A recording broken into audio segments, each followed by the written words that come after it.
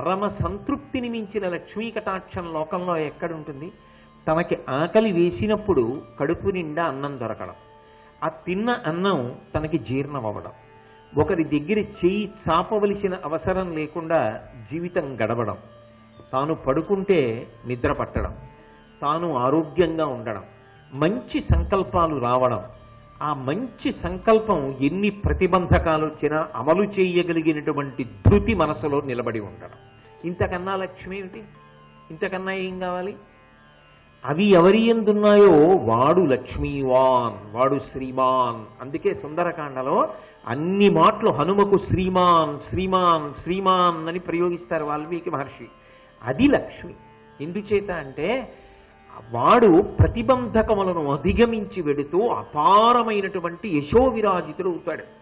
కానీ అధర్మ మార్గంలో ఎవడు సంపాదించాడో అక్కడ లక్ష్మి నిలవదు. ధర్మము లేని చోట విష్ణువు యొక్క అనుగ్రహం ఉండదు. అంటే అక్కడ విష్ణు ప్రీతికి కారణము లేదు, కాబట్టి విష్ణువు ఉండరు. విష్ణువు ధర్మపక్షపాతి, స్థితికారుడు. ఎక్కడ ధర్మం ఉంటుందో అక్కడ విష్ణువు ఉంటాడు. మీరు ఒక్కటి ఆలోచించండి, తేలికగా కథాభాగంగా అర్థం అవ్వాలంటే ఇప్పుడు కూడా కృష్ణుడు పాండవుల పక్షాన ఉంటాడా, అన్నీ పోయాయని కౌరవుల పక్షానికి పెడతాడా? అంటే విష్ణు పక్షపాతం ఎవరి ఎందుంది? పాండవుల ఎందుంది. పాండవుల ఎందున్నది అనడానికి ఏమిటి కారణం? ధర్మం. ధర్మం ఎక్కడున్నదో అక్కడ విష్ణువు యొక్క అనుగ్రహం ఉంటుంది. లక్ష్మి ఎవరు? నిత్యానపాయనీం నిరవద్యాం దేవదేవ దివ్యమహిషీం అఖిల జగన్మాతరం అస్మన్మాతరం అశరణ్య శరణ్యాం అనన్య శరణ శరణమహం ప్రపత్యే. ఆమె నిత్యానపాయని. ఆమె పరమాత్మ అయినటువంటి విష్ణువుని విడిచిపెట్టి ఉండదు. విష్ణువు ఎక్కడుంటే అక్కడికి వెళ్ళిపోతుంది. విష్ణువు యొక్క పక్షపాతం ఎవరి ఎందున్నది? పాండవుల ఎందున్నది. కాబట్టి లక్ష్మి ఎక్కడికి వెళ్ళిపోతుంది? పాండవుల దగ్గరికి వెళ్ళిపోతుంది. మీరు భూమి కోసం ప్రయత్నం చెయ్యక్కర్లేదు, ఆవిడ మిమ్మల్ని చేరుకోవడానికి ప్రయత్నం చేస్తుంది. ఇది తేడా. ధర్మాన్ని పట్టుకున్నవాడు నాకు ఇది కావాలి అది కావాలి అని ప్రయత్నం చెయ్యక్కర్లేదు. వాడు అదేవాలి ఇదవాలి అని లక్ష్మీదేవి కోరుకుంటుంది. ఎందుకని? ఆవిడ యశస్విని, ఆవిడ కీర్తినిస్తుంది. ఆ కీర్తినిస్తుంది కాబట్టి ఆవిడికి ఏమిటంటే కోరిక, మా ఆయనకి ప్రీతి కలిగేటట్టుగా ప్రవర్తించగలిగిన వాడు, ధర్మాన్ని పట్టుకున్నవాడు. కాబట్టి వీడు కీర్తివంతుడు కావాలి, వీడు ఎక్కడికి వెళ్ళినా గుర్తింపబడాలి, వీడు ఎక్కడికి వెళ్ళినా భోగం అనుభవించాలి, వీడు ఎక్కడికి వెళ్ళినా సమస్త రాజ్య సంపదలతో తులతూగాలి. దుర్యోధనుడు తాత్కాలికంగా రాజ్యాన్ని పొందగలిగాడేమో, కానీ ఆవిడ వెతుక్కుని వెళ్ళిపోతే ఆపగలిగిన ప్రజ్ఞ ఉంటుందా? అలా ఆపే ప్రయత్నం చేశారనుకోండి, మట్టు పెట్టి వెళ్ళిపోతుంది. అదే జరిగిందా లేదా? అంటే ఇప్పుడు మీరు ఒకటి ఆలోచించండి, విదురుడు ఒక గొప్ప సిద్ధాంతాన్ని మాట్లాడుతున్నాడా, ధర్మరాజు ప్రాపకం కోసం ధర్మరాజుని పొగుడుతున్నాడా? అక్కడ అంటే ధర్మరాజు అయినా సరే ధర్మాన్ని వదిలిపెట్టేశాడు అనుకోండి, లక్ష్మీ కటాక్షం ఉండదు. అప్పుడు ఎక్కడ ధర్మం ఉందో మళ్ళీ ఆవిడ వెతుక్కుని వెళ్ళిపోతుంది. ధర్మాన్ని విడిచిపెట్టేసి ఏ ఇతర కారణము చేత నువ్వు ఏది సంపాదించుకున్నా అది నీకు శాశ్వతము కాదు, అది జారిపోయేదే, అది నిలబడేది కాదు. ధర్మాన్ని నువ్వు పట్టుకుంటే నువ్వు ఇది పొందాలని కోరుకోవలసిన అవసరం లేదు. ఎన్ని రకాలుగా నీకు కీర్తి రావాలో అన్ని రకాల కీర్తిని ఆవిడిచ్చేస్తుంది. ఇచ్చేసి నా బిడ్డ ధర్మాన్ని పట్టుకున్నందుకు వాడికి ఎన్ని ఇచ్చానో చూసావా అని వాడు కీర్తివంతుడైతే ఆవిడ సంతోషిస్తుంది. కాబట్టి ధర్మాన్ని పట్టుకున్న నీ దగ్గరికి రాజ్యలక్ష్మి నడిచొస్తుంది, నువ్వు పొందుతావు. అది లేని దుర్యోధనుడి దగ్గర ఆవిడ నిలబడదు. అందుకే ఇవాళ పొందాను అనుకుంటున్నాడు, కానీ అది నిలబడేది కాదు. నిలబడని చోట వచ్చే చోట ఒక తేడా ఒకటి ఉంటుంది. ఏమిటది అంటే ధర్మాన్ని వదిలి సంపాదించినది అశాంతికి కారణమవుతుంది. ఒకటి జారిపోయినా కూడా ధర్మాన్ని పట్టుకోవడంలో శాంతి నిలబడుతుంది. దుర్యోధనుడు అనుకుంటున్నాడు రాజ్యాన్ని సంపాదించాను అనుకుంటున్నాడు, కానీ దుర్యోధనుడు నిద్రపోతాడని మీరు అనుకుంటున్నారా? నిద్రపోలేడు.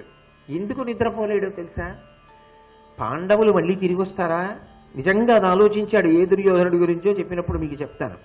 వెంటనే శకుని పిలిచి అడిగాడు, వాళ్ళు కానీ వెనక్కి వచ్చేరు కదా, వాళ్ళు కానీ యుద్ధాన్ని ప్రకటించరు కదా, అకస్మాత్తుగా ద్రుపదాదులతో కలిసి రారు కదా, మా రాజ్యం మాకు ఇమ్మనరు కదా, ఇది కపట చూదం అనరు కదా, అలా వస్తే వాళ్ళని ఎలా మట్టు పెట్టాలి, అడవికి వెళ్ళి యుద్ధం చేసేస్తే ఎలా ఉంటుందంటావు, శత్రుశేషం మిగలకుండా ఉండాలి కదా, అజ్ఞాతవాసం గట్టెక్కుతారంటావా, ఇవన్నీ ఆలోచిస్తూ వాడు నిద్రపోవట్లా. ధర్మరాజు ఏం చేస్తున్నాడు, ఆయన వెంట 1000 మంది బ్రాహ్మణులు వెళ్ళారు.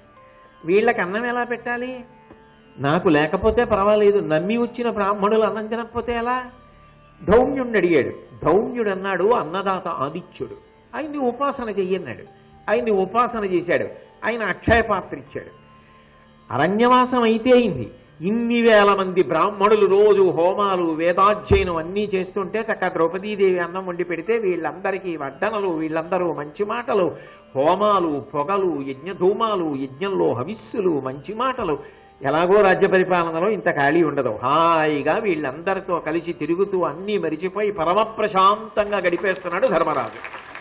అన్నీ ఉన్నాయనుకున్నవాడు ఏం పొందుతున్నాడు అక్కడ, ఎన్నో సంపాదించాను, ఇన్నింటి మధ్య ఉన్నాను అనుకుంటున్నాడు. ఏమన్నా శాంతంగా ఉన్నాడా, ఏమీ లేకుండా చేశాను అనుకుంటున్నాడు. ధర్మరాజుకి ఏమైనా పోయిందా, శాంతము లేని సౌఖ్యమేది. ఆయన పరమ సంతోషంగా ఉన్నాడు, ఈయన పరమ విచారంగా ఉన్నాడు. ఎక్కడ ధర్మం ఉన్నదో అక్కడ భౌతికమైన ఐశ్వర్యము ఒకనాడు లేనట్టు కనిపించవచ్చు, కానీ అక్కడ గొప్ప శాంతి ఉన్నది. మీరు అందుకే ఈ దేశంలో ఒక విచిత్రమైన లక్షణాన్ని మీరు గమనించుంటారు.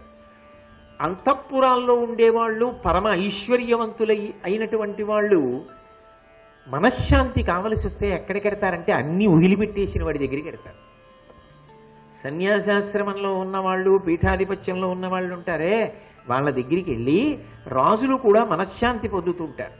అదేమిటి, అన్నీ ఉన్నవాడు ఈయన, ఈయనకి సంతోషం ఉండాలా, అన్నీ వదిలేసినవాడు ఆయనకి సంతోషం ఉండాలా అంటే, నిజానికి శాంతి ఎక్కడుంటుంది అంటే ఆయన యందు అన్నీ ఉన్నాయన ఆయన్ని పట్టుకున్న వాడి దగ్గర శాంతి ఉంటుంది. అందుకే ధర్మమునకున్న గొప్పతనం ఏమి అంటే, ధర్మాన్ని పట్టుకున్నవాడు నాకు ఇది కావాలని వెతుక్కోక్కర్లేదు. ధర్మాన్ని పట్టుకున్న వాడి కోసం లక్ష్మి వెతుక్కుంటూ ఉంటుంది, అమ్మ కొడుకుని కోసం వెతుక్కున్నట్టు వెతుక్కుంటుంది. ధర్మరాజా అందుకు నీకు రాజ్యం వస్తుంది అంటే, ఇప్పుడు విదురుడు పొగుడుతున్నాడా, ఒక రకంగా ఒక హెచ్చరిక చేస్తున్నాడా, తొందరపడకు, రాజ్యం పోయిందని మనసులో కలత చెందడం ధర్మాన్ని వదలడానికి కారణం కావచ్చు. ధర్మాన్ని వదిలిపెట్టకు సుమా, ఈ ధర్మాన్ని ఇలాగే పట్టుకో, ఒకనాడు రాజ్య సంపద పొందుతావు. పొందడం కాదు, ఎంత యశో విరాజితుడవుతావో తెలుసా. ఇప్పుడు జరుగుతున్నది ద్వాపరయుగం, తర్వాత కలియుగం వస్తుంది. కలియుగంలో కూడా గట్టిగా 1000 కుటుంబాలు 1000 ఇళ్ళు కూడా లేనటువంటి పల్లెటూళ్ళలో కూడా పిల్లాడు పుడితే ధర్మరాజు అని పేరు పెట్టుకుంటారు. కానీ ఆ ధర్మరాజు అన్న పేరు వదిలిపెట్టి దుర్యోధన అన్న పేరు ఎక్కడైనా పెట్టుకుంటారా, పెట్టుకోరు కదా. అంతటి యశో విరాజితుడు అవుతాం. దానికి ధర్మం ఆలంబనం, ధర్మాన్ని వదిలిపెట్టవద్దు సుమా. అంటే పరోక్షంగా మంచి మాటలు చెప్తున్నాడా, ఆయన దగ్గర ఉండడం కోసం ప్రాపకం సంపాదించుకుంటున్నాడా. అందుకే ధర్మాన్ని పట్టుకున్న వాడికండి ఒక తిరుగులేని ధైర్యం ఉంటుంది.